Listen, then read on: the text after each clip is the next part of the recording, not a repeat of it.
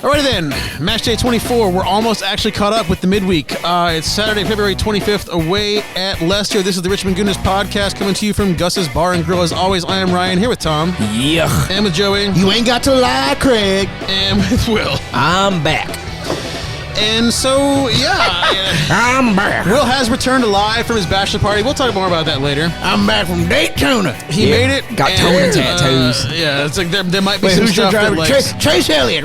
Yeah. So someone might find something out when they inspect Will's posterior later,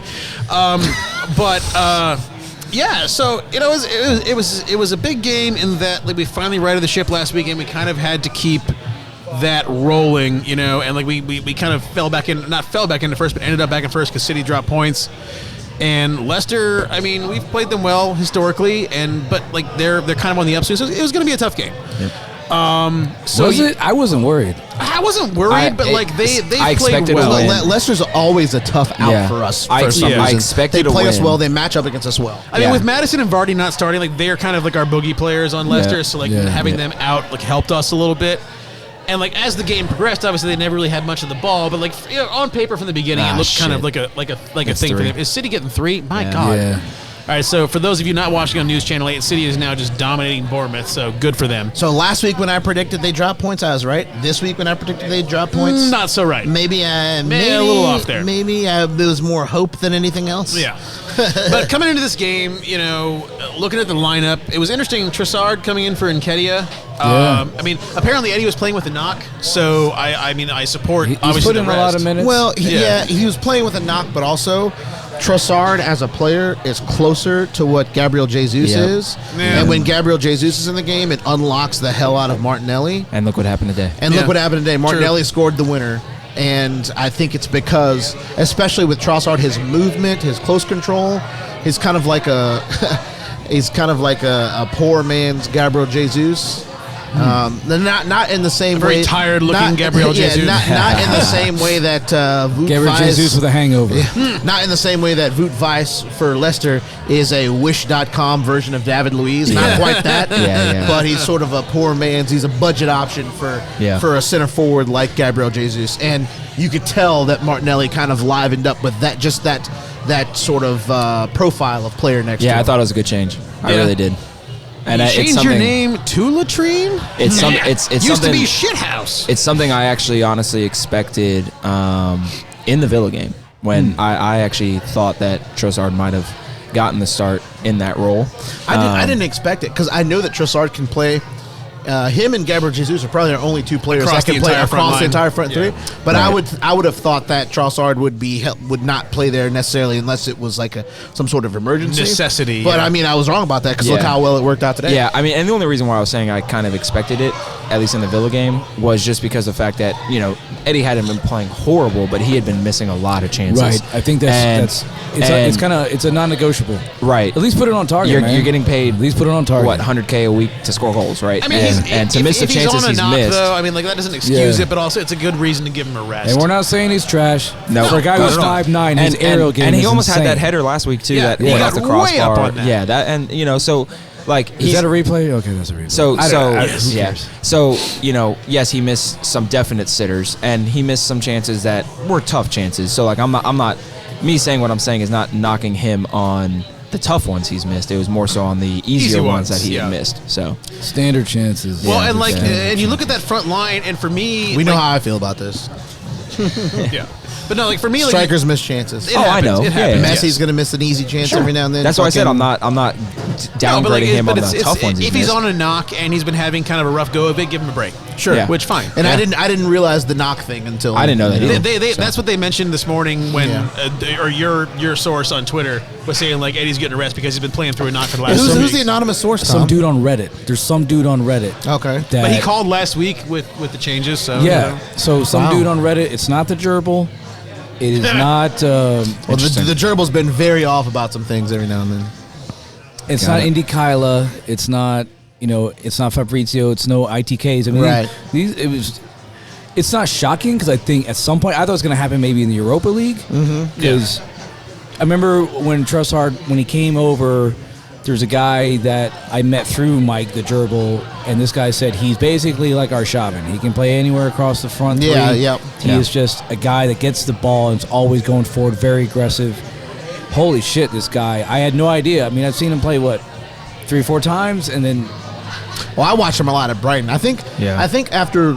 I don't know if it was after last season or at some point months and months ago, I said in a podcast that he was going to be it was after Cucurella got sold. So I said the next big, because Brighton has a habit of establishing players like that. And I said the next guy that's going to move to a big club is Trossard. Yeah. He's so good, man. He was that good at Brighton. And he scores against big clubs, too. 442 had a great tweet this week that said, who's the best player? What's the best debut you've ever seen? And for me, Trossard comes on against Man United, assists the winner. I can't remember last time. Wait, the best debut you've ever seen? Like, for your whole life. I mean, honestly, you might have to say Rooney against us. No, it's Sergio Aguero against Swansea. Well, I mean, for me, it's in person. Easy. In person. Oh, in person. I'm sorry. Got you. Never mind. Okay. I thought you meant the best thing that I've ever seen, like in any game on TV. And Haaland scored a hat-trick in his debut. That's true. Yeah. So. And sadly, he got another one today. So. I would almost say Sergio Aguero scored 2 goals and got an assist in that game. I want him to obliterate the record. I do. I love Erling Haaland. Like, I need y'all to understand this. I love Haaland. I hate that he plays for City, but I love him. Yeah. He is a phenomenal player. He's so entertaining. I got a lot of respect for his game. Are you going to be that dude that's an Arsenal fan with the Haaland picture? No. I will not ever own another jersey, another kit. Excuse me, Joey. For another club. It's kit shirt if we're being technical. The worst social media accounts are the Arsenal accounts that have other Chelsea teams. kit on their fucking avatar. That's the fucking worst. That's the most cancerous part of quote unquote football Twitter. If I was to ever own a Haaland kit, it would be a Norway one. It wouldn't be his club. I'll never own a Haaland kit because he'll never play for Arsenal. I mean, fair and enough. I probably won't wear any other kit, not a U.S. kit as far as international. The only other kit I would wear is a country that I don't know yet, because once I do like a 23andMe or whatever. To be fair, I want to see like where I come from in Africa. Yeah, like a Senegal kit or something. And I want to visit there also. I want to visit the place that my ancestry is from. My ancestry, I actually do have Norwegian blood in me. So no shit. Yep. There you go. German, Italian, Norwegian, and Polish. Oh, so you can just wear whatever the fucking kit you want. But so anyway, you look at the front line that started today, and given that he was on the bench, I was a little surprised that ESR did not see the pitch today. Yeah, when it came time for subs, it seemed like if you're going to sub off one of the front three, ESR is the guy you bring on, and instead we brought on Partey for Odegaard, and then we brought on Nketiah for. I understood Trossard. That change because we're going for the win. You're just like going. You're just like you're going to hold back, but I definitely thought Jorginho was coming out with how many times? We had three. Yeah, exactly. We had 3 deep lying midfielders in the game to end the game. We had no Cam.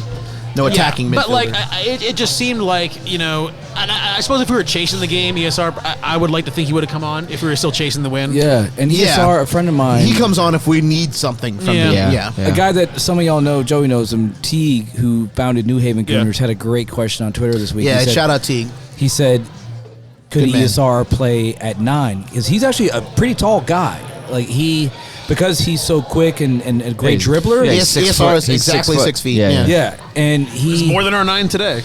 More than I think for me, I think ESR. I compared ESR to Freddie Ljungberg. When I watch him play, he reminds me of Freddie Ljungberg, who also played a little bit of striker here and there.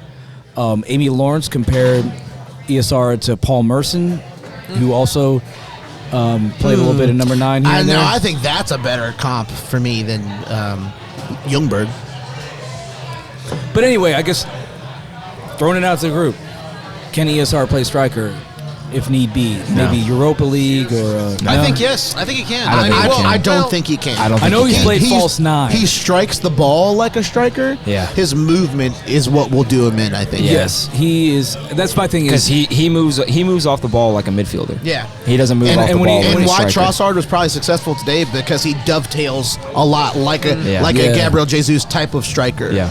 And you need maybe a little bit more of that if you're not like a Calvert-Lewin Giroud type of player. Yeah. You need a little bit more of what Trossard I'm choosing Martinelli over ESR to play. I don't want either one of them. I want to see Eddie or Trossard. Eddie or Trossard. As a massive ESR fan, for me, I think his strength is with the ball at his feet. Yes. And when he has the ball, He's much more of a creative. I think he prefers to deliver the ball. Right. Hence the false 9 thing. Mm-hmm. I don't think it's in him to be greedy and get the ball, Correct. just like fucking get it and shoot it. Well, how many players on Arsenal right now are like that though? That are like greedy and shoot it. It's Jesus, and that's it. No, I mean Saka and Martinelli this season. As the season's progressed, Saka and Martinelli they've definitely gotten they more. will shoot, and I'm fine with that. They will get themselves in a shooting position. They will try to dribble past 3 guys and shoot. Yeah. I mean, Both of them have done that this season. Odegaard also, I think Odegaard. But none of sometimes. them, it's not in their nature to do that. Agreed. Like, they're forcing themselves to do that because the other options are not available. You want a greedy bastard. I don't know. I think Saka is to the point where he's getting there. I think he's pretty close to like a Salah level of. I'm getting on my left and I'm ripping. If it's on, fuck everybody else. I'm gonna shoot it because I'm the best, and I know I'm the best. Well, he's getting to the point where it's like y'all gonna beat me the fuck up. Fine, I'll score on you bitches. Like that's honestly where he's to a degree. I'm glad for the motivation for him. I just want him to be protected because I don't want him to get hurt. You know, his leg broken. Yeah. Which, man, Martinelli when he went down. I mean, admittedly, like I will admit to being the pessimist in the crowd, but like, man, that looked bad. I mean, he got stomped good, and he was holding that. You would have thought he was my son with the way I was reacting. Yeah. My hands were over my mouth. Like I'm like literally like. It was the most odd goal the goal celebration lasted for about 30 seconds. Like, it was the weirdest. Yeah, our boy is dead. Like we scored, it counts, even though should have been 3. Foreshadowing, like they fucked us, and I don't know. We'll get to that point. Every That's a different podcast is going segment. to talk about the ref fucked us, but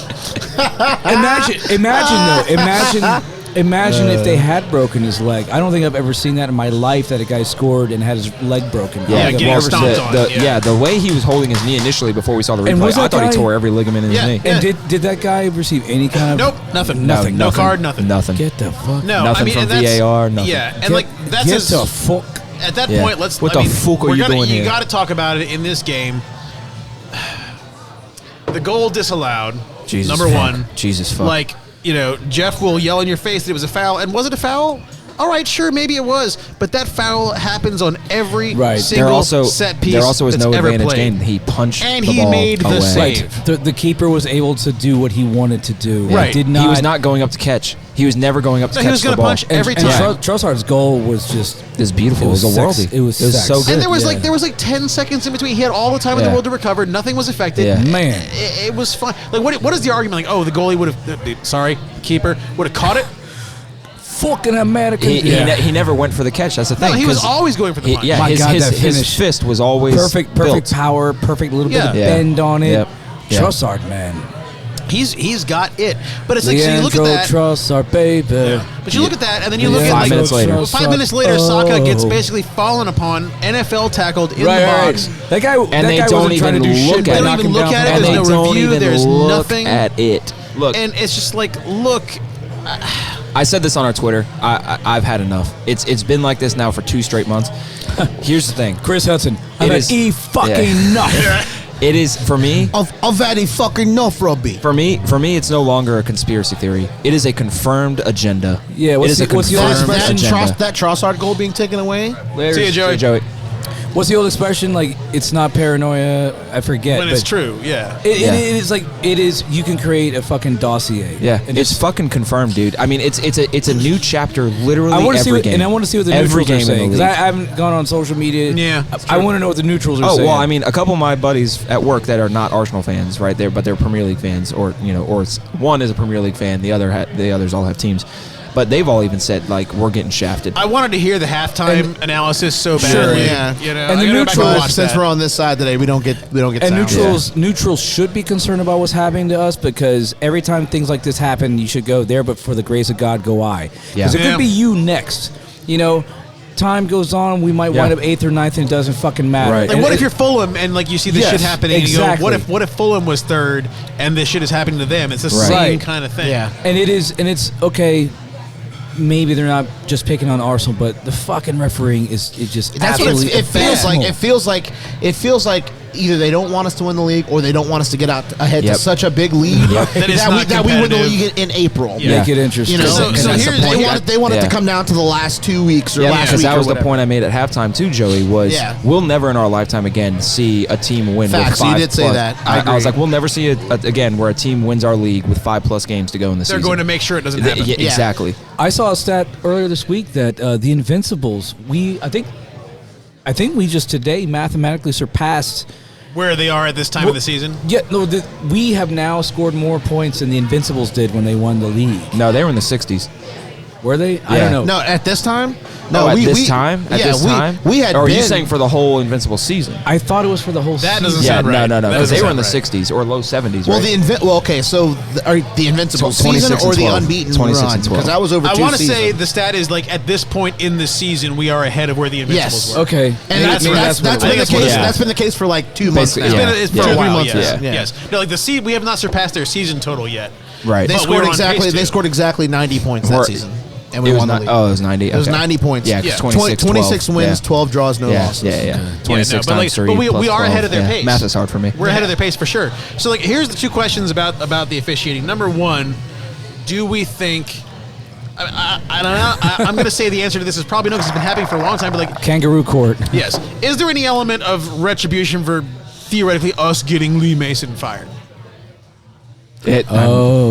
Perhaps. Maybe possible. Somebody mentioned that when we were watching it. It might have been you. Somebody mentioned that. Yeah. So you mentioned that, and I thought, I hadn't thought about that. I'm making a Weebay face. The Wire. But that news. The Wire just it's like. But wait. Oh, yeah. I hadn't thought about the Lee that. Mason news about him getting fired came out before the Villa game. And we didn't really have any. This was their chance to get some get back. Right. Oh, fair. Right. I see what you're saying. And some of them might have integrity and just be bad, and some of them might be bad because they don't have integrity. Yeah, fair. Does that make sense? Right. Those are 2 different things. So that's question number 1. Question number 2 is like, and this we all talked about this during the game, like, and Craig Pawson is fucking garbage. Dude, he's fucking mess. terrible. And who was our VAR ref? I didn't even look it trash. I don't remember. But you look at last year, and Mike Dean and Martin Atkinson retired. Yeah. Right? And we're going good riddance to bad rubbish. I'd rather have them.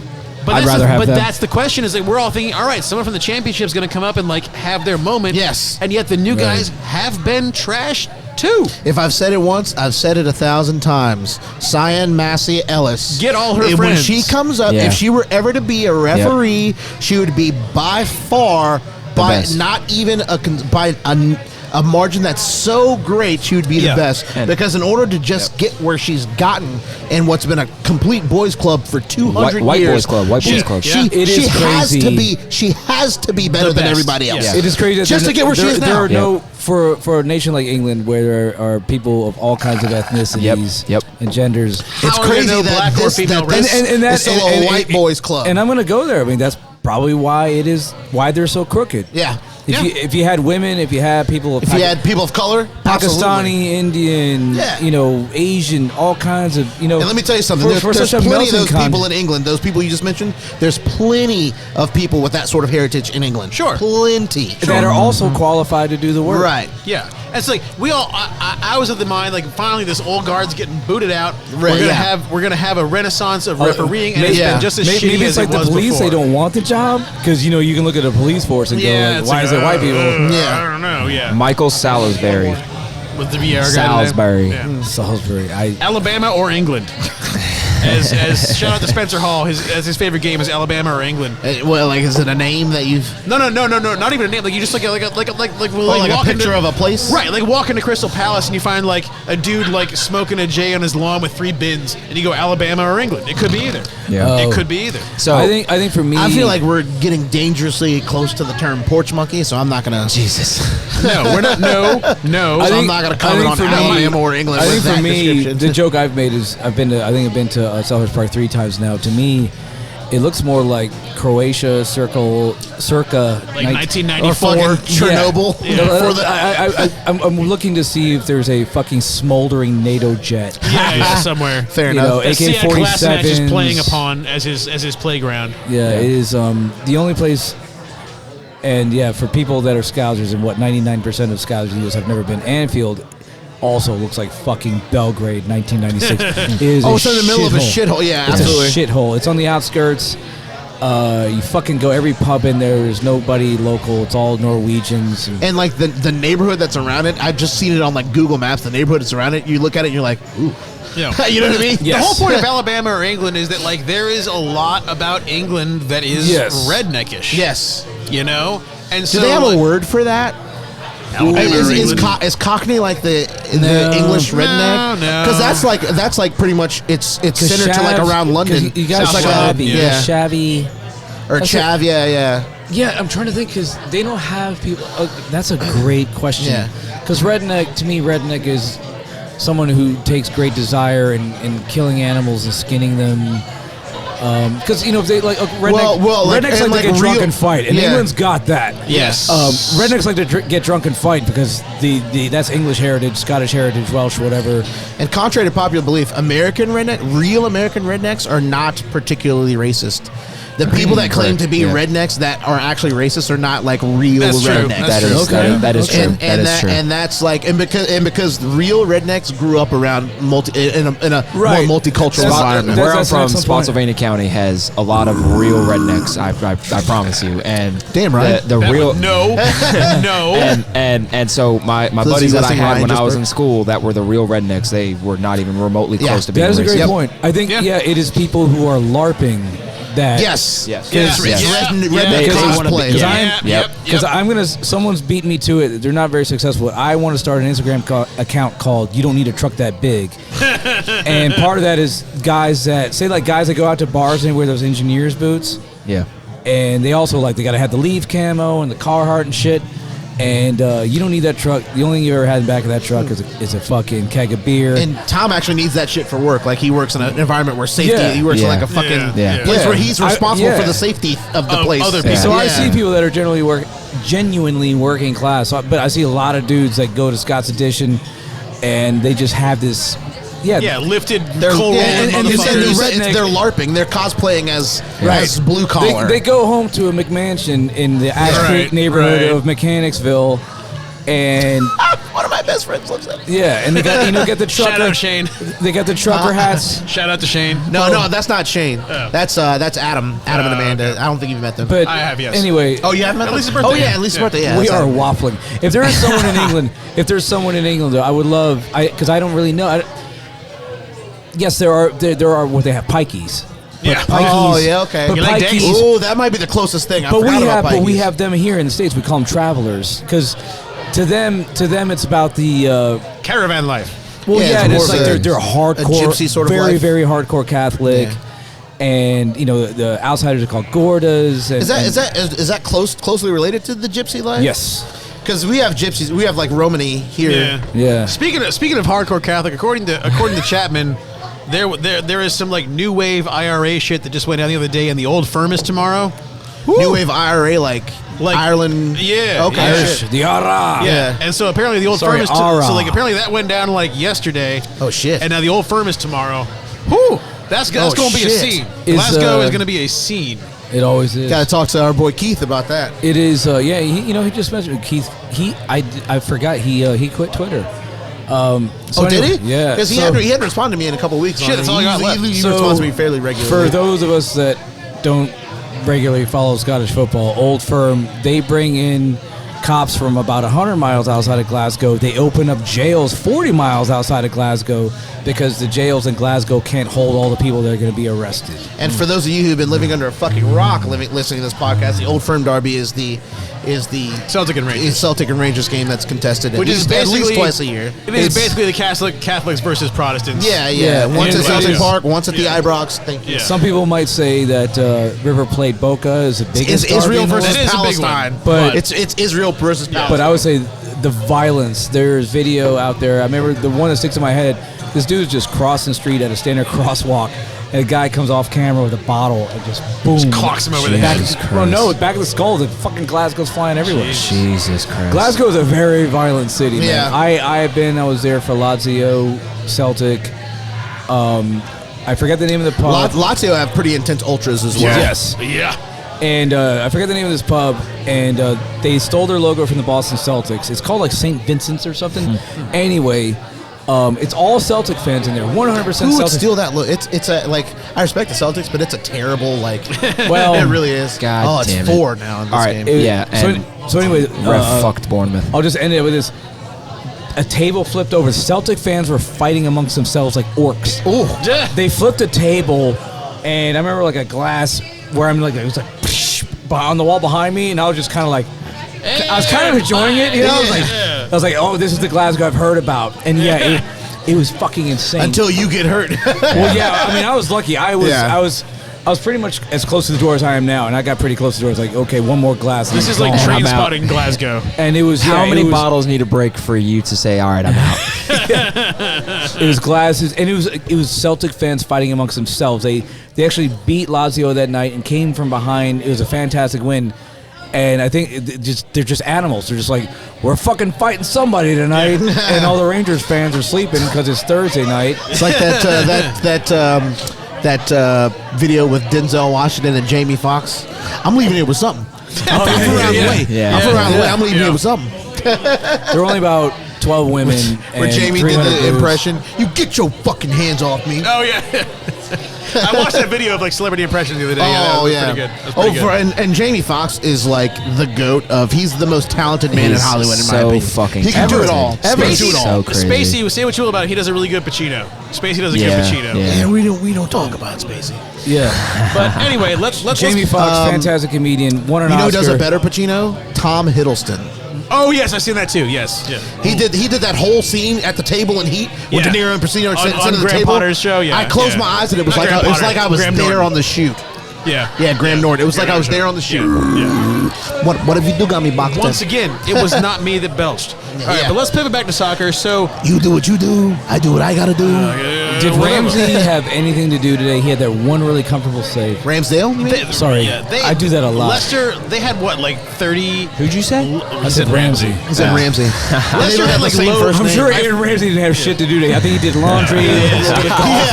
Maybe got a blowjob, as one does. But no, like I think Leicester had like 32% of the ball or something like that. Oh, I bet it was lower than that. They never really threatened. What was their percentage? Let's see. Hang on. They were probably around 35. There was one dangerous break where we got a little too high. Yeah. But then all of a sudden, like, I get remember back, that. get back. And then, like, all 8 dudes and fucking then got there was back. one point when the ball went to Vardy. What did you say? 35. It was 34. All right. I said low 30s. Yeah, that's fair. Yep. But no, like, I I was would like, call get that back, guys, come on, mid-30s. get back. And then all of a sudden, That's the not how entire this fucking works. team got back. So, like, I'm 37 and I would call myself mid-30s. Boy, I'm hanging on to that shit. I'm 39 till I'm 40. That's how it works. That's how it works. Goddamn. That's how it Hey, works. Marquinhos made his Norwich debut today and scored a goal. Go on, Marquinhos. Marquinhos. Go on, Marquinhos. There you go. Goal and assist. And you know what? I'm happy for him to get championship experience because if you can make it there, it's so grueling. Oh, it's brutal. Yeah. It's physical, and it's just He's going to come back games. a new motherfucker. Yeah. I'm happy with that. Yep. But yeah, I mean, like, no, I never really felt like we were never under siege per se. No. Like there was, like I said, there was one dangerous break, and everyone got back and kind of shut it down. Yeah, when Jamie Vardy it was came a in, you potential could like see 5-on-2, and he then We also had it was 82% pass accuracy as a team. Jamie Vardy was hungover as fuck. He looked like He came in, you could see he flicked away the cigarette, and he threw that Red Bull Well, behind he him. always looks like he's fucking coked out. I mean, yeah, but he also did nothing. He's looked like that. Also, Jamie Vardy, he's another one of those like He's a Thomas pace Muller. merchant. He's a pace merchant. He's been, but he's 37, so he's no longer a pace merchant. Well, he's been. Is he he's really been 37? 30. I think so. He's not 37. No way. He's 37, but He's in his 30s for sure. I think he's 34. those maybe? lungs and that heart. I think he's 36. 36. Oh shit. I would've Until thought- he's 37. He just turned 36 in Yeah. January. I would have thought 34, 35. His liver Yeah. is 64. All right, 35 was dead on the money, His yeah. liver is 64. His metabolism is like 70. Yeah. He is. He's been 32 for 12 years, just like Thomas Muller. Yeah. Oh my God, I know. Thomas Muller was 28 for 15 years. And like he's one of those yeah. bogeymans that we have a hard time with, but like he came on and we never really did. I think Madison not playing today helped us to a certain degree. Yeah, well, something because that's what I said. well, That's what I when he's said been to Joey. playing, he's been in decent form. What I said to Joey and Rob as soon as he came on, I said, "Who's going to kick the ball to him? Right, Nobody." right. So like, because look, Jamie Vardy. Don't get me wrong. He at his prime. He was a prolific I scorer. mean, he's the reason they won the exactly. league. Yeah. But let's be honest here. Their whole game strategy with him when he was in his prime was kick the fucking ball down And the he field gets it, and yeah. just run. And he'll run. He'll run after it. Right, Get it. He's exactly. the Warriors. Give Clay the ball, get out of Clay's way. Yeah. That's what you did. Jamie Vardy has done more Colombian Claritin than arguably anyone other than fucking Maradona. Maradona, yeah. And I kind of respect that his diet consists of Red Bull and cigarettes. I mean, that was your diet over there, more or less, Porn minus and the cigarettes. cigarettes. Cigarettes and porn.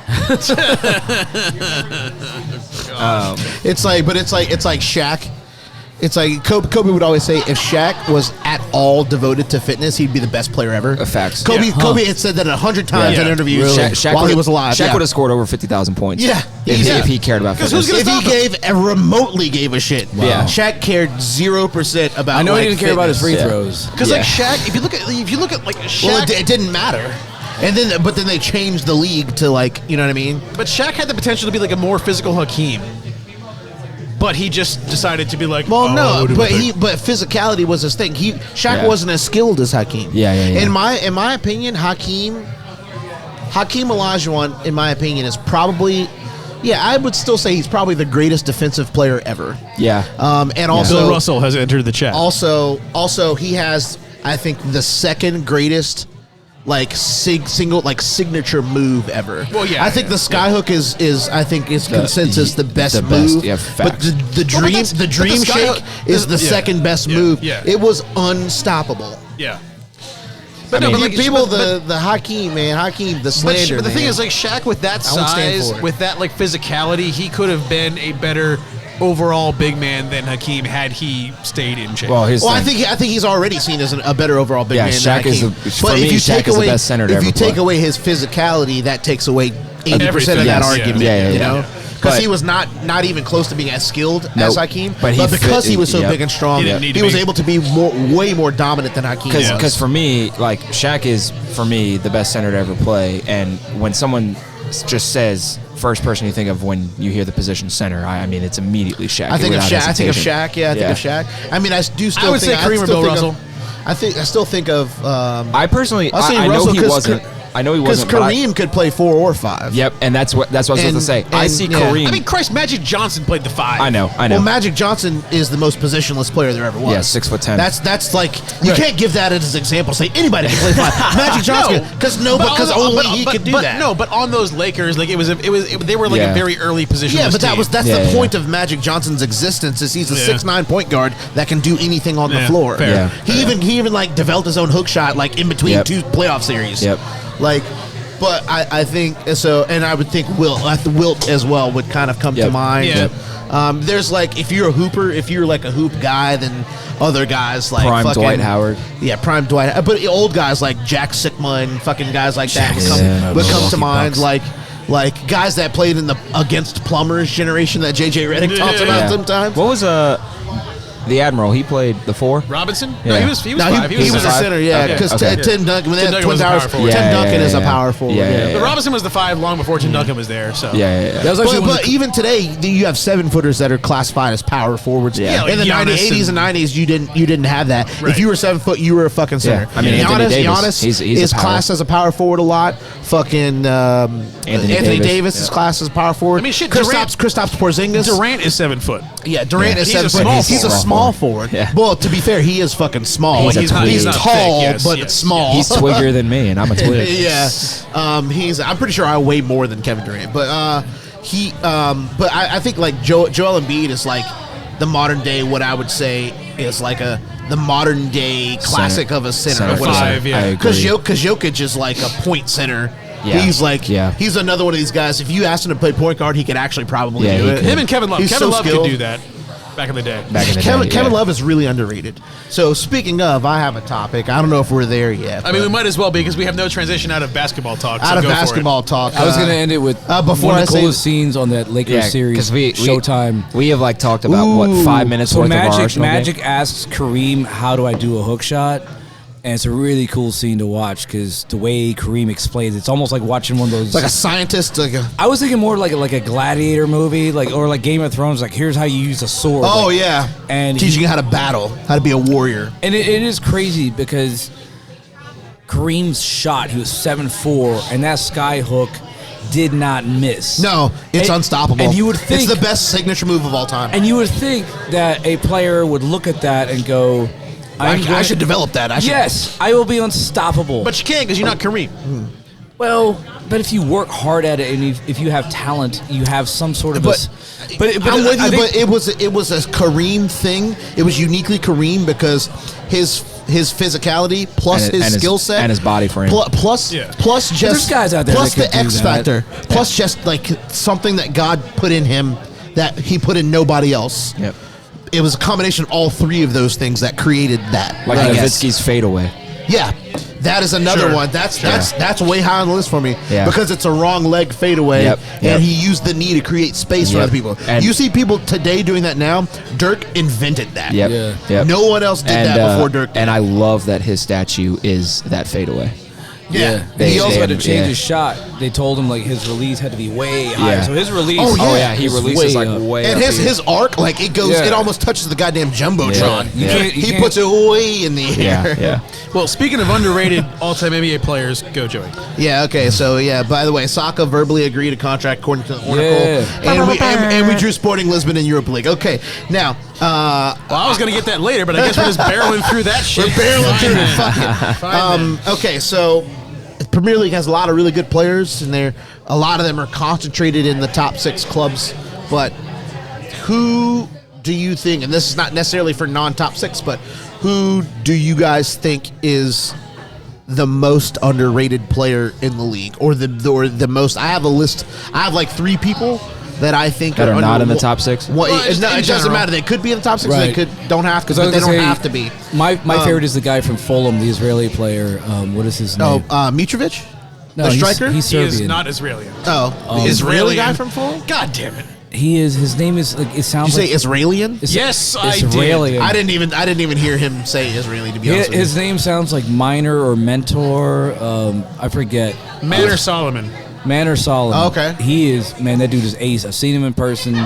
He is a hell of a player. And also, I want an Israeli to do well. Because, fair enough. Because there is a lot of, I know like we talk a lot about like the anti-gay stuff, but there is a lot of hatred for Israel. Shit. So I want him to do well, and all those fucking 15-year-olds, God knows where they are, to fucking, free Palestine every time he does well. Fucking get that salt in your open wound. Yeah. I mean, there is a shot for Mitrovic though. Like Mitrovic. That's who I was gonna say. Yeah. And anywhere he goes, I'm not sure he's underrated though. I think he is. Well, he's under the radar. Not largely, but I think if we talk like the best. Well, I have a surprising person on my list. But Pundits don't really talk about him. That's the other thing too. Like I'm thinking about they do though. Pundits. We'll just. I don't know how many Fulham games you watch or like how many. Poontang Pundits. The Poontangs. Oh, we found our title. Punani Pundits. I hate y'all. Wait, what was the title before? What did I say on the table? It was going to be y'all fit the description. Tip-a-tow. You said you fit the description. Now it's Pundits. Oh, yeah. Oh, I said earlier when we were sitting at the table that the refs and the PG Mall refs giving Arsenal a bad decision or taking a goal away from Arsenal with VAR you fit the description, is the English refs version of you fit the description when a black person asked why they got pulled over. You fit the description of a guy that just committed a robbery. It was a black guy that was breathing wearing a shirt and pants. I think Mitrovic would get more shine if it weren't for Holland being such a superhero. That's fair. It's kind of like one of my all-time favorite rock bands is Black Sabbath. And I think the huge reason why Black Sabbath is not bigger is because they coexisted with Zeppelin. Yeah. And if it weren't if Zeppelin did not exist, people would talk about Sabbath. True. Sabbath is almost a little more metal than Zeppelin. They were definitely more metal. I mean, I would say they were somewhat responsible for a genre, Sabbath. Almost. Sabbath is generally considered the beginning of metal. Because later days of Led Zeppelin, like they started getting into that. I like Tony Iommi a lot. But Sabbath definitely was like metal from the get go. And similar in that same Tony vein. Iommi is a lot like how I play guitar. I'm very I can solo stuff, but I'm very riff based. I want to say which one of Tony Iommi's. Tom's doing the shocker here. His top phalange or digit or whatever. He's missing a finger. He's missing a couple on that hand. Lost in the factory accident. It's on his right hand, which is his fret hand. Yeah, he's left-handed. Right, yeah. So he plays a left-handed guitar. So his right hand is his fretting hand. And when you see him play stuff up close, you're like, Jesus Christ, because he wears a prosthetic. Right. It's like it affects his playing. It makes it sound a certain way. Because he doesn't play wonderfully intricate solos because he's anatomically incapable. Right. And I'll just end it at this. Similarly, Deep Purple would be a bigger band, but those two already exist, so it's kind of like... Sure, yeah. So anyway, we're going everywhere today. We are all over this. Okay. Underrated players. So yours is my vote is Manor Solomon. My vote's Mitrovic. Probably the same. Also Mitrovic? Yeah. Okay, I have a few people that I want to talk about. And like I said with Mitrovic, I don't think that he's underrated. I think that he's now getting his flowers. I think he was underrated 3 or 4 years ago.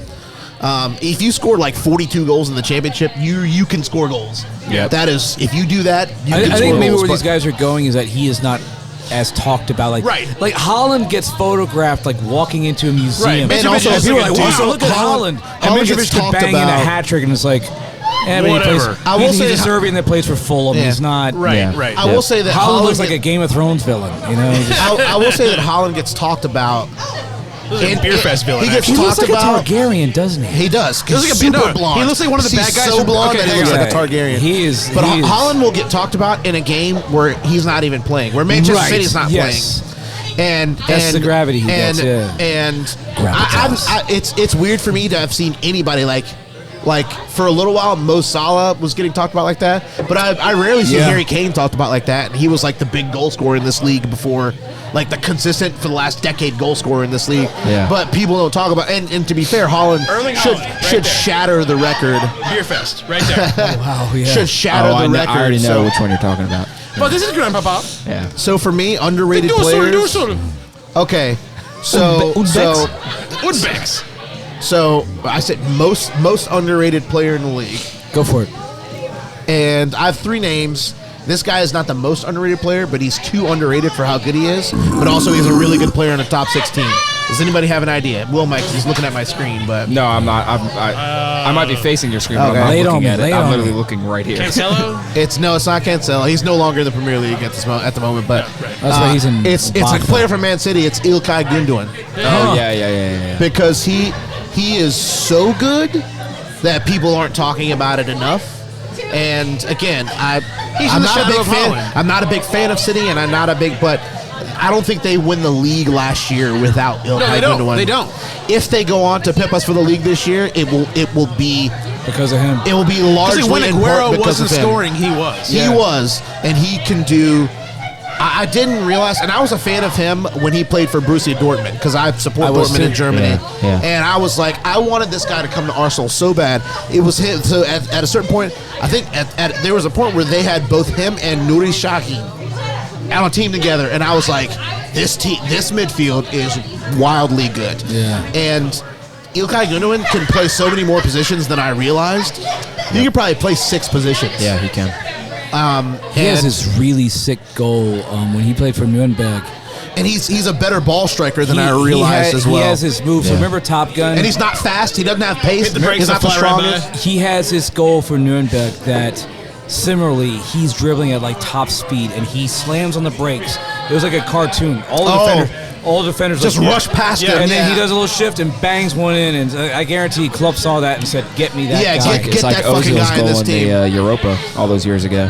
So we have Ilkay spoken- Gundogan number one. Who's number two? He's not even number one. I just have a He's list of one- three. He's the Gotcha. first one on your list. He's just have a list of 3. The next one is would be my actual number one. It's Harvey Barnes. Oh yeah. We were talking about him earlier. It's Harvey Yeah. Barnes, Yeah. and I've thought this for probably 2 years now. Yeah, he's good. That he's the most underrated player. Yep. Give me a Harvey Barnes over a bullshit fucking Mason Mount Who's a any day of the fraud. week. Harvey He's a Barnes. fraud. Harvey Barnes should be fucking playing for England This over man's a pussy old mate. You know what happened over when that Mason Mount got fucking his contract? fake ass We have Mason been Mount. hoodwinked, Yeah. bamboozled, led Run astray, run amok, and flat out deceived.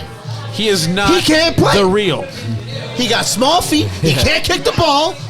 He has nothing discerning a post move. But yeah, give me fucking Harvey Barnes. And the thing is, Harvey Barnes is probably 5% more skilled than Mason Mount. And he's probably 70% fucking smarter than Mason Mount. Yeah. And he probably works 15% harder. I Yeah, will give for that sure. Mason Mount works hard, but Harvey Barnes does work harder. And I can't say enough good things about that dude, about Harvey Barnes. Yep. And my third player is Aston Villa's captain, John McGinn. I think he's also very, very underrated. Just there's something I like about just like a fucking hardworking fucking tiny white British dude. Yeah. It's something I like about seeing that guy on the field. Were you a Craig Bellamy fan? Yeah, no, I love Craig Bellamy. Knowing he's not as skilled as everybody else. Now, Craig Bellamy was more skilled than most, to be fair. Yeah. But knowing that you're not as skilled as everybody around, but knowing that you can exist in the same hemisphere as these guys because you're just going to outwork them, and also you think about the game smart in a smarter way than they do. I mean, that was like a Santi Cazorla situation. Like Absolutely. He knew he was going to be smarter He was and not work the harder. fastest, but Santi Cazorla had more technical skills, technical skills. than anyone around him. But at all times. You were never going to outwork Santi Nope, on the pitch. You could run past him, but you're never going to outwork him. No. And that's what made him fit as like a regista for us. Yeah. But he was like, and also he played in a Spain team with Xabi Alonso, who is when you think of the term regista, Xabi Alonso is one of the people you think of, along with like Pirlo and players like that. Jorginho is a regista, a deep-lying playmaker. Man, oh man, I stand corrected on Jorginho. Same. That dude. Happily wrong. Yeah. He played so well today, I got too. the stats. Yes, bring him, Will. Bring him out. Ace. In fact, I mean, we kind of brought it up earlier, but like when I saw Thomas Partey coming in, I was like, no, we're good. No, I've actually had this ready to go for Will's got the numbers. minutes. Give us the numbers. 95 touches, most in the game. 68 passes completed, most in the game. 10 times possession won, most. 3 tackles made, most. 7 duels won, 1 interception, 1 foul won. Now, he did it. What was I want to know? Thank you, I want to Chelsea. know in the Villa game what his passing accuracy was, because I think it it was might have been 100%. 100%. I think it was 100%. One thing you have to add to that is That's one, so rare. You have to add one rolling around like a fake injured Italian person, but like still, I don't give a shit. If he He's plays been the way great. he's played the last He's been great. 3 or 4 matches for us. yes. Vardy he's should have been gotten great. a yellow card the way he came in on him there. Oh, yeah. Yeah, he just On That's the ran him sideline. over. Oh, my He ran him God. Vardy is over. the dirtiest motherfucker. We all know this. Vardy was like Yeah. a guy in a bar fight, like 2 dudes are scrapping, and then like one of the dude's boys comes out of nowhere, Brah, just like runs him over. pro He just wrestling. fucking DDTs his Yeah. motherfucker. Yeah. Yeah. Watch out, watch out, watch out. Yeah. He was not. That was not football. That's an RKO right there. Yeah, That's I a know, precedes an I know. RKO. It was Out of nowhere. Yeah. The people's elbow. Yeah. So yeah, Jorginho. He's been great. He's been Phenomenal. great. And the one thing Like, I didn't think he was capable of, and he's proving me wrong, is he has these really that through ball on the goal that wasn't. I keep telling you guys, he's a considerably better Spicy. passer than Thomas Partey. Oh, yeah. spicy. And I think if we look at from the moment Jorginho came, if we look at like progressive pass stats between the two of them. So first of all, do you guys know what a progressive pass is? Yes. I talk about it a lot, but do you know what it is? We're not stupid. Well, then tell me what it is. It's a ball that gets forward and aids the attack. Yes. No, it's not. It has a specific. It has a specific definition. Do you know what it is? Lay it Okay, on I'm us. not gonna give us the. I would go with that. What is the Oxford definition? Okay, I mean, it's not. It's a specific thing that's trackable and measurable. It's a pass that progresses the ball 10 yards farther than any pass in the last 6 passes, or any pass into your opponent's penalty area. Huh. Either of those things is a progressive pass. Jesus. Jorginho has consistently had the most since he's on our team since he's How come long, in has and been playing. how long has that statistics existed? Years? Yeah, for a while. I've never heard existed of for that. a while. Yeah. So it's a pass that That is progresses like- the ball 10 yards farther or Than the closer previous to your 6 opponent's passes. goals than any pass in the previous 6 passes. This is like So slugging any, percentage. so Jesus. wherever the I farthest assumed it pass was in the that, past so 6 I passes is stand corrected. 10 yards farther than that. Yeah. Yeah, I mean, similarly, okay, I didn't know it. It's what the fucking guys that are smarter than me said is like the best way to measure a pass that really helps the attack. So it's like an XG because if type you're level. if you're playing within an area, So somebody and can have your a killer passes are pass, but this, it's like, well, it wasn't 6 It was passes. only Like- 8 yards further, then that doesn't matter. Correct. Because it was determined with the guys that do all the math on this that is the amount that Actuaries. that actually helps. Yeah, it's like an actuary, honestly. That actually, I have a friend from high school that's an actuary. There's a lot of fucking math involved in that. It's shit, Americanization of the sport is just like these XGs. Over statistics. And they Fucking hell. they only track the completed progressive passes, not the attempted progressive Oh my passes. God. Correct? No, they track both, but Oh, they do? But Okay. the stat we always hear is progressive passes. That means completed Yeah, progressive right, passes. right. fucking CVS receipts of just. Yeah, stats.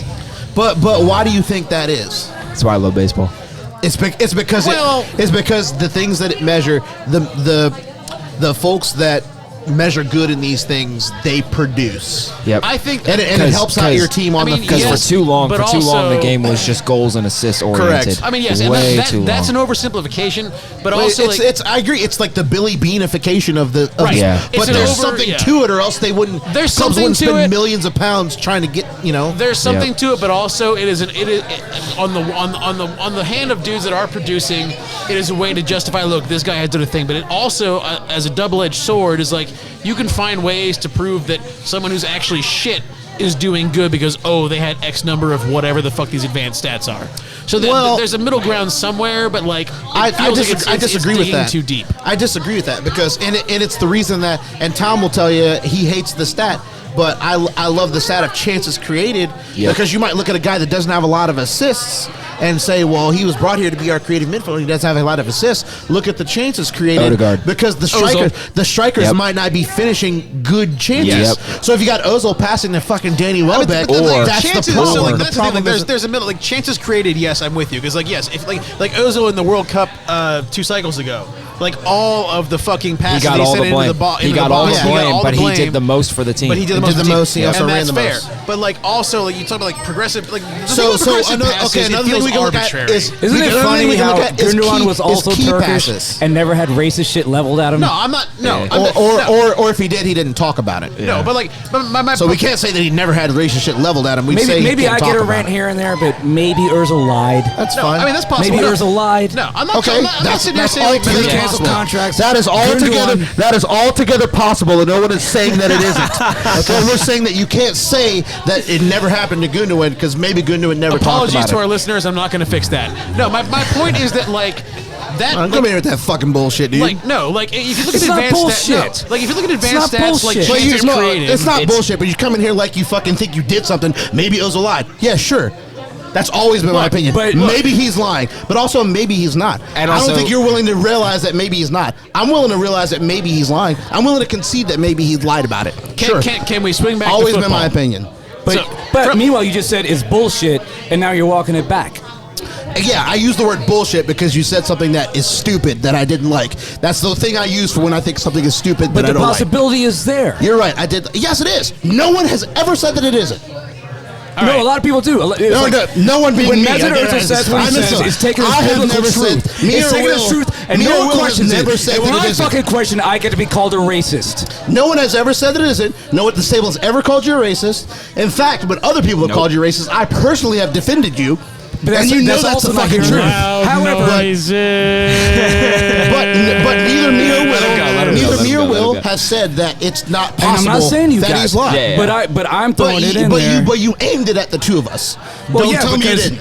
Because you guys are fucking Ozil apologists, and you guys like. No, I'm fucking not. I'm not an apologist. What's the last thing you ever remember me saying about Ozil that I said last week on this podcast? You said that, he took a photo with the dictator. No, I didn't say that he took a photo with a dictator. His relationship. I said that I will never support his relationship or forgive him for being close friends with that dude. Yeah. That is not a dude you want to be close friends with. That is a bad dude. That's outside of football. I'm saying his footballing. You know, it's to bring it back to football because it's considered gospel truth that he's the only one that was racially abused, right? Like. It's not considered gospel truth. There are a lot of people that feel the same way you do. Maybe you only get exposure to the people that feel differently from you. And we get stomped on.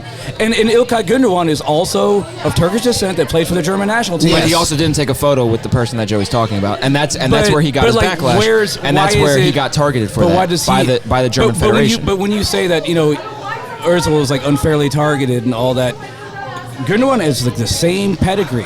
Sure. And and we don't know that he didn't feel the same things or experience the same things. And he actually Gündoğan actually did say once he was racially abused at a friendly. That he where was this? Was it like outside of Germany or? I think it was in Germany. Oh, was it? And he actually said. I didn't even know that. Yeah.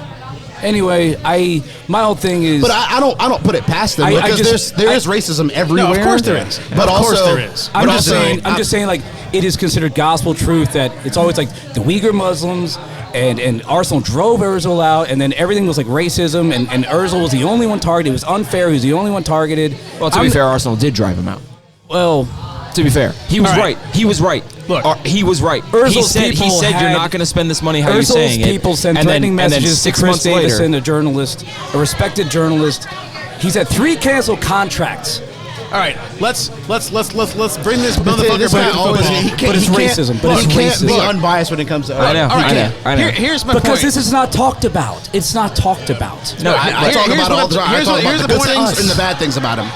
The point I'm trying to make, I don't bring his name up at all because we've gone off the rails for 5 minutes. But he himself won us numerous trophies. If you look at advanced stats, there are advanced chances created. That is like an arbitrary, not arbitrary. That is an objective thing. Like yes, guys that have created balls that have gone forward that didn't get converted. Like that, I believe in. Yep. Progressive passes just feels. Assists are also chances created. Right, but they were chances converted. Yeah. That's my point. It's like assists and chances converted are basically the same thing.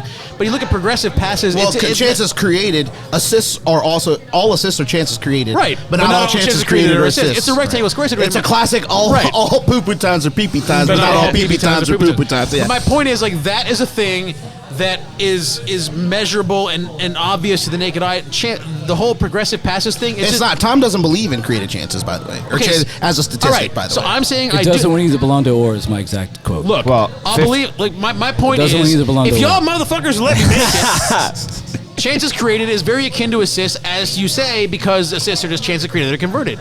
Progressive passes, it's one of those, like, it feels like a Sports Center stat where it's like Joel Embiid has not scored this many on a blue moon when James Harden's butt crack itched and blah blah blah blah blah. It's something you emphasize. It doesn't feel like that, man. It does to me. I'm with Ryan. It is something that they emphasize for someone that doesn't have goals and assists. Right. It's a way to say, like, it's this person's being good. It's because there's more to the game than goals and assists. Right. But how do you measure like a center back that gets involved in the attack? So I'll have 11 guys with chances created and no goals and assists, and be like, "Yay, we got chances created." But that will tell you that you need better attackers or better if you scores. Have that will tell you exactly how you need to improve your team. Yes. Hey, Bournemouth got one. Good for them. Hey. But no, but it's just like the whole progressive passes thing. Like, yes, as a center mid or a midfielder that is moving the ball when no one else is, yeah, it can be useful. But I don't want to, like, prop somebody up necessarily on progressive passes. That's consistently doing it. So Jorginho is consistently doing it, and it is probably,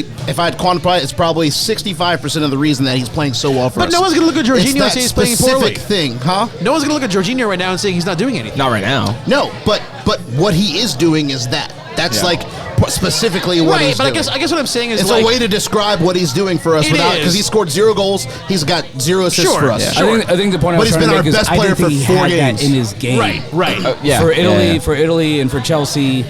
And then now it's kind of like he has had it in his game for those. But it's just, to me, it's like. But now he's being given the freedom, or is he like being told to do that? Like he's being better. He's being coached better. Arsene Wenger's legacy for Arsenal is that he had just guys with massive improvisational skills, and there are guys that go to certain teams where it's like, here's how we play. I know you have this, like, you can play a ball pinpoint perfect 30 yards, but we don't do that at Man United. Or say like Barcelona, like we do tiki-taka. It is 5 yards. And that's what we do. We don't have a fucking plan B. That's what 5 yards dribble, 5 yards dribble, 5 yards dribble. And then with Jorginho coming here, it's like, look, I know Chelsea, they told you go sideways and basically be a windshield wiper. And then here, I'm seeing passes from him I have not seen at Chelsea or Italy. Through balls. Yeah. Well, I mean, so the goal I have seen those things at Chelsea and at Italy from him. So he just hadn't been playing at Chelsea recently, but in what we would call "quote unquote" prime Jorginho, although right now looks fucking better than prime or about the same at least. But so since I was in high school, I've been saying this, and football needs the equivalent to the hockey assist. Yeah, because the pre-assist.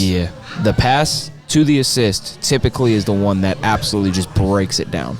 Well, especially if it's like a deep lying midfield pass that opens up the play. Yeah, so if you have 3 attackers and the guy passes it to this guy and then he just cuts it across for an open goal. Right. Without that first pass, there's nothing. Yeah. We at least need to, like, signify, hey, that goal was created by the first guy. And that's the thing. And that's the thing is, like, in that exact example that you just said, that's not going to count as a chance created. Right. You know, but, like, I also, like, honestly, the exact example you just said where he passes it out wide to the winger, that's never going to count as a chance created. But for me, like, I would rather have the secondary assist than some progressive passes thing that sounds like 9 layers of shit.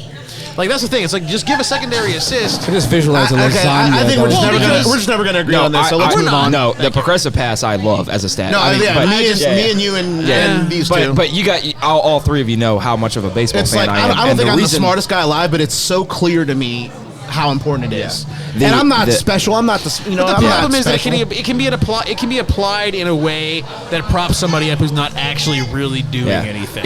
That's the thing. Because here's my thing. I love baseball because of the amount of stats. That's not how I use it, and that's not how the people that actually matter at clubs that are analyzing these things. I mean, that's not how they use it. But when you look, there are games that happen. It could be used to tell you more about your team beyond that specific player. It can be, in my opinion. Just like chances created. Sure. Like Tom said, if you have a million chances created and very few goals. You need a better striker. That tells you the parts of your team that you need to improve. I mean, that's fair. So it works two ways for me. Ancillary, is that a great term? Ancillary? That's an excellent term, I think. Yeah. That's a very good term. And I don't want to compare it to an American sport, but I mean, I'm with you. It can be used to defend someone that isn't really doing anything, but also in all makes fairness, long passes. Say, for instance, like a defensive midfielder. Defensive midfielders really shouldn't be scoring goals and making assists. Correct. There is some sort of stat that you need, tackles won or interceptions, but there might be guys that don't have tackles won and interceptions, but there's something you have to quantify to say that's what he does. So like you look at a guy like this is such a good example. Gennaro Gattuso. He tackled a lot. Yeah. I love Gennaro Gattuso. I don't know if anybody. I love his game because his game is brute force and ignorance, and that's a lot of my game when I'm playing with him. Like, let me put it this way: the best. Hang on. Let me just interrupt you. That example I think is really good. There was a guy I was arguing with on Twitter, and he was trying to tell me that Jorginho is a quote-unquote defensive midfielder. No. And I'm like, he's not a defensive midfielder. Just because a player is deep in the midfield or plays as part of the midfield and good at doesn't make them a specifically a defensive midfielder. Correct. Jorginho is a regista, which is a deep-lying creative player, a deep-lying playmaker. And if you just look up the word regista, like in the first 4 pages or articles that pop up, some of them talk about old-school registas, and some of them talk about modern guys. Any of the ones that talk about modern guys, a picture of Jorginho is there. Yeah. Or Andrea Pirlo, or Xabi Alonso. Those guys are mentioned in that. And it was like, okay, so, and we do this a lot. We say, a defensive midfielder because he plays deep. A lot of people tried to pigeonhole Pogba into that role because he plays deep. Or remember Abu Dhabi for us? Yeah. A lot of people tried to pigeonhole him into that role because he was big and strong, and we were always trying to quote-unquote replace Vieira. Any big, strong black French guy, we would always say... A gangly. Yeah, we would always say, he's because Vieira was everything for us, right? Yeah. And rightfully so. But he... I'm trapped! Yeah, you are. But he Colonel Abrams. Yeah, nice. Registas are not quote-unquote defensive midfielders. Yeah. They are deep midfielders, but they are. My argument was that Jorginho was a central midfielder because I said something. I put a picture of him. He's closer to a Xhaka style player than he is. I put a picture of him, and I said something like, my CM, right? And he's like, he's a DM, and I'm like, no, he's not. I can't help you. I can't help you like no ball better. I think there's also. I think we talked about this years ago. It is. In the old days, you had a fullback, and they pretty much would get the ball and kind of stop at the halfway line. And that doesn't exist anymore. No. Nope. Or center backs that hang around.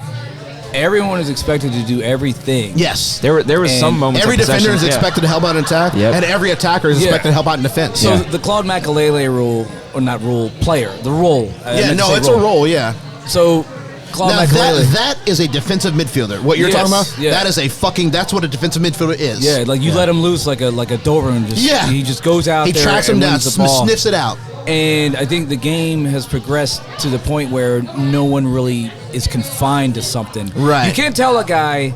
It's almost like the Netherlands. If Van Rijk was here, it's almost like total football. Total football. Because the point is, like a fullback can play striker. A striker can play fullback. Yeah. You don't ever want to look around. You don't want to look down on the bench and go, I can't put him in. Yeah. Because he can't dribble. I can't put that guy in because he can't defend. Everybody is skilled enough to do everything. Like another thing that drives me nuts is nowadays people don't say fullback anymore. They say wingback. He's a wingback. And I'm going, well, yeah, because in the modern game, everybody's a wingback. Everyone has to, Trent Alexander-Arnold. But wingbacks also, they're starting in the formation lineup. They're starting basically in the midfield. Like, that's the thing. Like, I would say, to his point, a lot of people use the term wingback when clubs play maybe like a 3-4-3. Or a 3-5-2. Yep. Those two outside midfielders, those are wing backs. Right. But then you also have... So think of like Reece James or our Ivan Perisic for Spurs. I mean, they're fullbacks. Our 4-3-3, they're fullbacks. They're not wingbacks. But then you have guys that... yes, the game starts that way, and it's like that is the only time they are ever there. Yeah. Fact. Liverpool's guys are in a 4-3-3, but they are wing backs. They are because both of them are wing backs. Yeah, because they. So they to Tom's point, both of those guys they leave the two center backs almost exposed from time to time because they are always outside of the penalty area all the way up. In the modern Right. game, you just can't say that this guy doesn't do windows. It is you got to do windows. And that was. I think towards Arsene Wenger's end, part of the problem there was that Arsene liked guys that played football too much, so he wanted center backs that could dribble and all that other shit.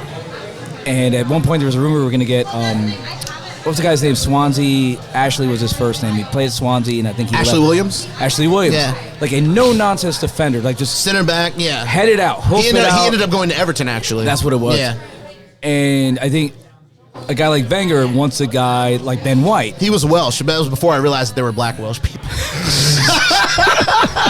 Well, I didn't think there was any of us in there, motherfucker. Look at what's his face, the guy that could fuck half of Manchester and had to fuck his brother's wife, Giggs. Giggs? Oh, yeah. Also Welsh. He's Welsh, yep. He's Welsh. But yeah, I think, and whatever. He was white, though. Giggs? Or is white, I would say. No, his father's black. Huh? His father's black. No way. Yeah, swear to God. Are you kidding me? I'm not lying. It's like the rapper Because Logic. he looks like fucking... Logic looks white as hell, and he's definitely Ryan half Giggs black. looks like I'm fucking... treading carefully here, but he is My God, he looks white. Yeah, like, I mean, if he... Like, He looks 100% Aryan master race white, is what he looks like. Jesus. Or no, well, he's not can blonde say hair, it. blue eyed. Yeah, He looks yeah, really white. yeah, his Gotcha. father's black. I did not know that. His father... What? I believe him. He's saying it with his chest, so I believe it. Full chest, full chest. So anyway, my point being, everybody nowadays has to be technical and offensively minded, but I think also that was part of Wenger's problem was he was getting guys in that he relied too That were much, specialists almost. or like they were too offensive. Like, so okay, we have a center back, but you want a guy like Ashley Williams that just hoofs it out, smashes, gets in there like old school. And today, that's not what anyone wants. No one wants an Ashley Williams right now. Yeah, because like if you do that today, I was gonna say you're Burnley. You're not Burnley anymore. Yeah. Harry Maguire. Harry Maguire. There you go. With a turning radius of a No, but Harry aircraft Maguire carrier. can score goals. No, I know. I'm just saying, they're but headers. he's like a no-nonsense. But he, No, I don't know if you've seen him he can score. shoot. He No, scored a can couple shoot. of bangers for Man United. No, I was just saying Harry Maguire because back when he played. defensively, Harry Maguire is But can a Harry no-nonsense Maguire guy. dribble? Can Harry Maguire make passes? He can dribble somewhat, but I brought up his name. He is not Nemanja Vidic, who I have a tremendous amount of respect for. Yeah. I think Vidic was better than Ferdinand, actually, and I'll fucking die on that hill. Wow. Vidic is probably my favorite Premier League defender in the last 20 years, outside of Arsenal players, outside of like Tony Adams and players like that. You're going back in a time machine and you're picking Vidic over Rio Absolutely, Ferdinand. absolutely. All right, I'll fucking die on that hill. Actually, We are I've been saying beyond- that for 10 years now. We are beyond- I'll die I on I that might hill. do the same. I'll die on that hill. Because he is ruthless. Yes. Vidic, and I He was fucked up in here enough. Because Ferdinand, he'll talk shit, but at his core, he's like a good guy. Right. Vidic like has probably killed a guy in his life. Like that's what I always thought. He just gave no fucks. Yeah. And that's kind of And he was unhinged is a good word, but he was so technically good. I once saw him score a goal for Man United that if Ronaldo scored it, we would have been calling it goal of the season candidate. Right, yeah. Like, but I can say I once saw a goal that Nicholas Bentner scored for Arsenal, and if Van Persie had scored it again, it's because he's Lord Bentner. Yeah, these players like. Why did Van if you score a Persie good appear in goal, the news like all Twitter this week, remember. like for 2 days? You know what the first thing that pops in my mind is? Nothing good. Sexual assault. Oh God. Yeah. She said no. Look, yes, I'm just saying. we are beyond She off the rails said here. no. Yeah, we're off the rails. How far are we going? So, like, two little points. We're at a minute Joey 10 just wanted now. to steamroll him, but we're going to get back to it. Saka verbally agreed to a new contract. That's, I mean, it's expected, but it's also it's. I don't have important. my phone. I have an air. The air horn effect. DJ Yeah. horn. Yeah, I don't have that here. Oh, like when it's like a remix. Yeah. But no, I mean, like everyone assumed that was coming, but like to know that it's actually like right there. Yeah. There it Thank is. you. Yeah. Thank you. Like that's a big deal. I'm from London. And I don't think the club hasn't announced anything yet, but No, but I mean, it's- if Ornstein has it, yeah, it's Because they got to do all the legalese of it. right? and They got to everything. sign it. They got to figure it all It's out. long the term. I'm numbers. thinking 5 years. Yeah. Two. I want to say It's got to 200. be 200 a I week. want a at least. Either 200 or 17-year 250. contract. It's either 200 or 250 a week, and there's I don't think there's anyone on the face of the earth that can say he doesn't deserve it. No, of course he Correct. does. Of course he does. I He's think his is criminally 200, and I think the deal that we've according to reports agreed with Rice is for 250. Yeah.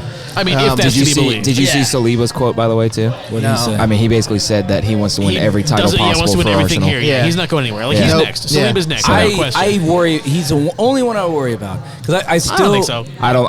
I worried about before this season, Yeah. but I don't worry about it No, now. and now that he's got playing time and he's Yeah. happy, I think think he was annoyed to be on loan. Yes, but look how good he is now. I think Arteta will tell him, "You needed that." Well, and he said, "Look what you've done this year." What he said in that quote that Will said, I was like, "Once I heard my song, I'm in." I'm good. I hope it happens. When he heard the fans screaming, 60,000 fans. I just worry that Madrid is going to come along and go, "We will pay you." I don't think so. We'll pay you $1 million a quarter a week. That's what we're doing. That's why we secure these guys with contracts, and we give them, if we even give them release clauses, we give them like William Saliba needs to be at minimum, I want to say 150 million, something like that. Something obscene. Bare absolute minimum. Yeah, release for clauses. his age, I think it needs to be 200. For his age and his ability right now. Absolutely. Absolutely. And then so he's 21, right? Yeah. Can you name me a 21-year-old center back in the world that's better than him? No, of course not. There isn't. And it's I don't think it's close. I don't think it's close. It's not. It's not. No. And so the only other I hate guys who say that, but like for at this that point, it's not even close. Of course it isn't. There are certain Twitter superlatives. They say too much. It's not even close. Yeah. Legendary, generational talent. Yeah. And 2 weeks ago, there was like a whole fuck it. You know, it was like people were starting tweets with fuck it, or also when I hate. Fuck it! I'm going to say this thing that I think is a controversial opinion. Yes, but that everybody actually thinks. Unpopular opinion. Yeah. Cristiano Ronaldo is a great free kick taker. Or also the one I hate the most is when it goes no one blank, and then it's like Cristiano Ronaldo bangs in one like. I like those. I like That's those his because they job. can actually be funny. Was that you? Yeah. But no. So there was that, and then also like There needs to be a T-shirt because I remember. Sorry, but hey, we're gonna keep Second going. week in a row. We're gonna keep going. Fuck it. well, Saka the first professional contract he signed for Arsenal, his exact quote was, "I'm from London and Arsenal's my club." Right. Yeah. And that is like tattoo worthy. Yes. Yeah. 7 years old, man. He's been with us since he was 7. He's not going anywhere. Right. And he never was. He is our star boy. Yeah. And you know, And what a world it would be, and how happy would we all be if he wins everything there is to win with us. Yeah. And he is known as, and he goes into the rafters as one of the fucking greats. And his whole career is with us. 15 years from Like, now, he's one of the fucking greats. Yeah. That would make me happy enough to fucking cry. I mean, that's the thing.